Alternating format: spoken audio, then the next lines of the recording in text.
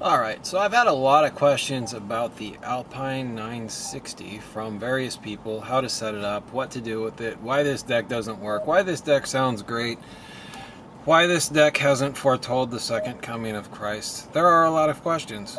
So, to start with, whenever you put in a new deck, you always want to set the amp gains to this deck. In this particular one of the first things you'll look at is your quick menu, which is over here in quick sound.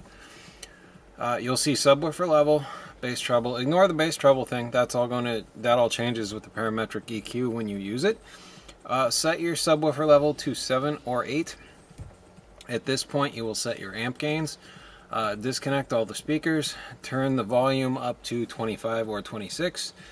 And do the square root to figure out how much voltage you need. For example, if you have a 500 watt amp that's running at 2 ohms, you would go 500 times 2, which is 1,000. Find the square root of 1,000. That is your voltage. That is what you should see for the subwoofer.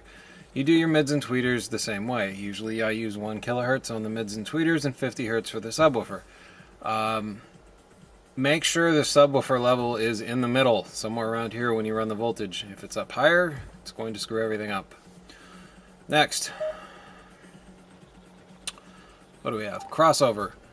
You can use this if you don't have better crossovers on your amplifier. I personally like using the one on the amp, or amps I should say, as they're more flexible and continuously variable. So I always keep this off. But if you don't have an amp that has a great crossover, a good place to start would be 80 hertz on the subwoofer, probably at a 12 or 18 dB per octave slope. You may even run the high pass at say 100 hertz on like a 6 dB per octave slope. You can experiment with that. What this means, dB per octave, if anyone doesn't know, is an octave is 20 hertz to 40 hertz, 40 to 80, 80 to 160, and so on. It's whenever frequency doubles is considered an octave. 10,000 to 20,000 hertz, same thing. So, as you can imagine, 18 dB per octave means each octave you have an 18 dB drop that kind of goes like that. A 6 dB per octave slope is a much shallower slope, so that means in one octave you're only going to be down 6 dB at, the next octave.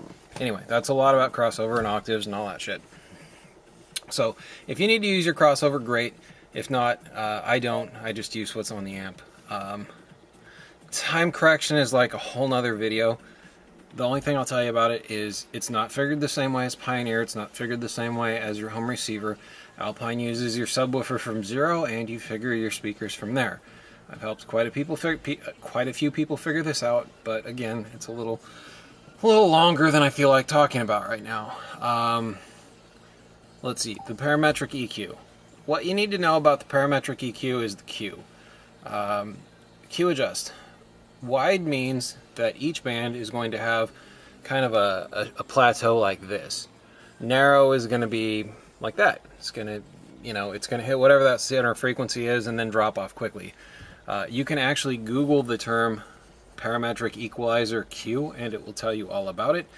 Alpine does not tell you how many octaves or half octaves or any of that wide, medium, and narrow means. So it is something you do all by ear. In my case, I'm running Morel hybrids in the front, a JL12 W6 in the back, and Morel Tempo Ultras for rear fill.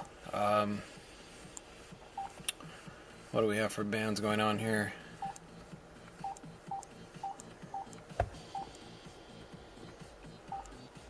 So in my case, I'm using the parametric equalizer on my subwoofer amplifier to take care of the 35 hertz bump I have on that. And then everything on the deck starts at 80, which is my mid bass. 80, 125, 200, 400, 1, 2, 2, 3, 2, 12, and 16. In a car, it's not a terrible idea to run the 16 kilohertz at a narrow band. The reason why is you're not going to hear much above 16 or 18K at the most, especially in a car, and the higher frequencies can cause reflections. So you can experiment with that and see how it goes for you. I'm trying to think if there is anything else that I need to talk about. Media expander, if I remember right, I never use it. I don't. It's up to you if you like it. But really, if it's sounding a little funny to you or something's a little off, It almost 100% has to do with how you're setting your gains and if you have the quick menu set correctly. If the subwoofer level is cranked and then you set your voltage, that's going to be screwy because you're already maxing the deck out. You definitely want to have that in the middle. The other thing is, don't have your speakers connected. They provide a reactive load. All you have to do is take a...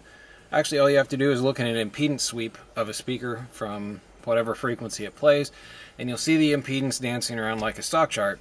That is going to affect your voltage, and it's going to make it reasonably... well, actually, it won't be unstable because you're playing a set tone at 50 Hertz, for example, with a subwoofer. But it seems to be more accurate if you just unhook it. Regulated amps like the JL Slash stuff, you can definitely get away with not, but there's a reason JL Audio and MTX and everybody tells you to unhook your speakers when you're setting gains. Other fun stuff about this, in the GPS you can give yourself various icons. The phone is pretty self-explanatory. Is there anything I'm missing? Subwoofer phase, you can mess with this. The subwoofer on, obviously. Subwoofer phase is a great thing to use if you think you wired something up backwards.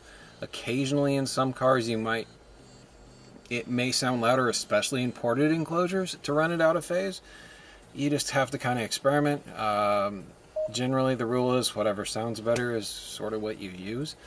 In my case, in this 2005 4Runner, that is what my time correction looks like. As you can see, the subwoofer's at 0. One thing I actually do,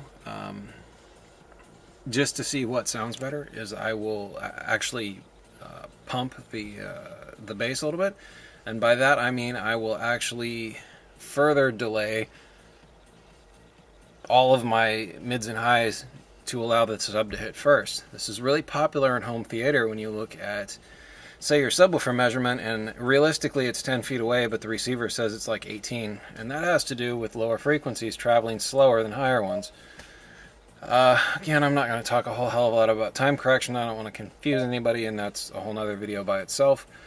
You can set cool little background pages with this particular deck, like this.